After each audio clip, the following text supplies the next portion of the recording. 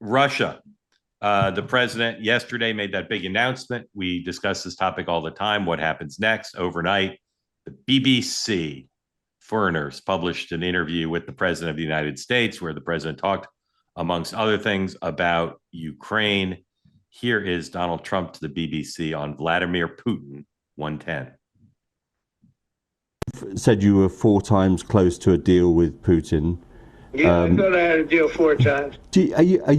Are you done with him? I mean, I know that sounds a simplistic thing. But I'm disappointed in him. But I'm not done with him. But I'm disappointed in him. So we had a deal done 4 times, and then you go home and you see he just attacked a nursing home or something in Kiev. I said, what the hell was that all about? Do you trust him? I trust almost nobody, to be honest with you. So how do you deal with someone you can't trust? Well, it's not a question of that. It's like I'm disappointed that this hasn't been done. Okay, Dan, where do we go now on this? We talk about it nearly every day, but David Ignatius applauded Donald Trump. Maggie Haberman and David Sanger were more skeptical. Where do you think we're headed? I think the question is what is the end game, in the sense that is Trump really willing to dig in to say to Putin, look, you can take or keep the territory that you've taken so far, which is about 20% of Ukraine, but you're not going to get any more. And I will, stand firmly with the Ukrainians and arm them, whether we're selling the arms directly or indirectly. You are not taking any more. If that's the case, then we know what the end game looks like. And I think maybe within the next year, this ends. As long as no one wants to define what the end game looks like, I think we're settling back into a trench warfare. Sean?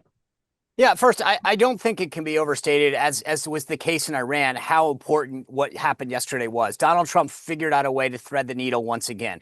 U.S. manufacturers and defense contractors are supplying the weaponry, but NATO is paying for it. That's a great news for the American taxpayer. It makes Europe stronger. It puts them more in control of their own national defense, plural.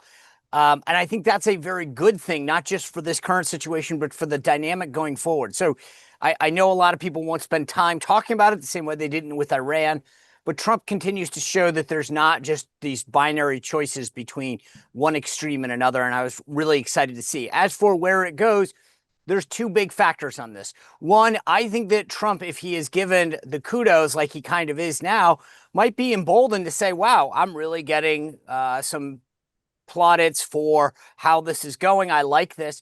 If Putin was smart strategically, he would recognize this moment and say, okay, Mr. Trump, I'm going to get on the phone with you again and let me figure. I mean, look, this is where Putin, as I've said multiple times, has overplayed his hand. I think it'll be interesting to see what Putin does in reaction to this, because if he continues to bomb and do things, he's going to push Trump into a corner where he's forced, both economically and militarily, to do what's necessary to go against Russia and to help Ukraine. So to me, the actual person to watch in this whole thing is Putin.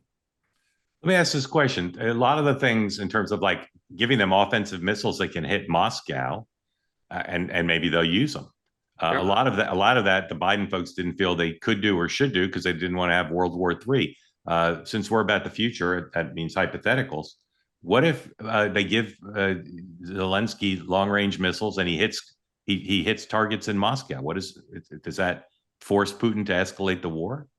Oh, and by the way, Biden was criticized by Trump and the right for how could you even consider that you would start World War III? Well, not everybody on the right. I mean, by the MAGA right.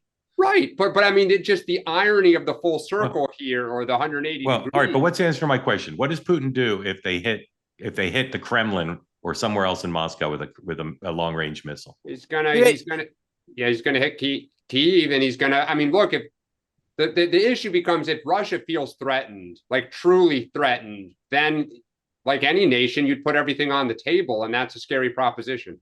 Well, like they did with Israel, they're not going to hand them over offensive weapons without conditions. They're going to be very clear what they can do with those. But there's an account that says that Trump asked Zelensky, can you hit Moscow? And he said, no, we don't have missiles to do it. So Trump gave it to him. I understand that, but they're not going the same way that they talk to Israel down about retaliating with Iran.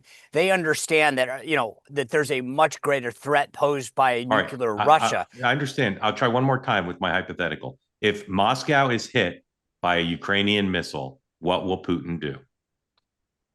That's the $1 million question. Does he go after a NATO ally and try to drag us in through Article 5? Dan, what does he do? Not what might he do? What do you think he'll do? I worry he might use tactical nuclear weapons on the front line. I do too. Want more great clips like that? I've got an idea. Hit the subscribe button, be part of the Two Way community, never miss a clip, and you can always watch our full episodes, join them live, go to twoway.tv.